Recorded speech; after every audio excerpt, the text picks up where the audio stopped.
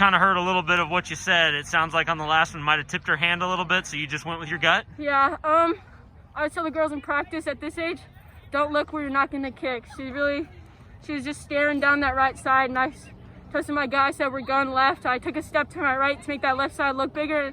I went with it, and it paid off.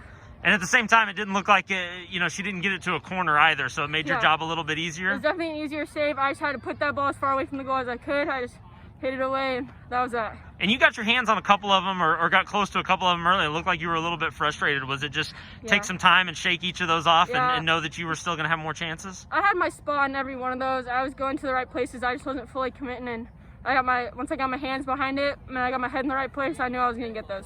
They'd made their first 5, 1 in regulation and 4 in PKs, and then you come up with back-to-back saves. It's a hard position to be in, and you had a great game.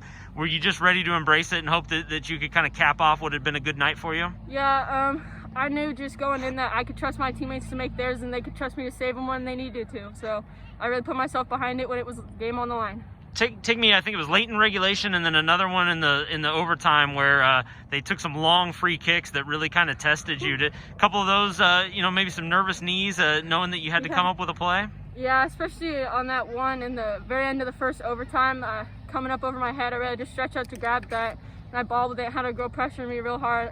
She took me down, I got the foul, just held on to the ball. End of regulation, it looked like you may have tipped one over like at the last second. Did you actually get a finger on it, or did it just go over? Barely got a finger on that one. Do you think that helped? I hope so. I hope I put that over.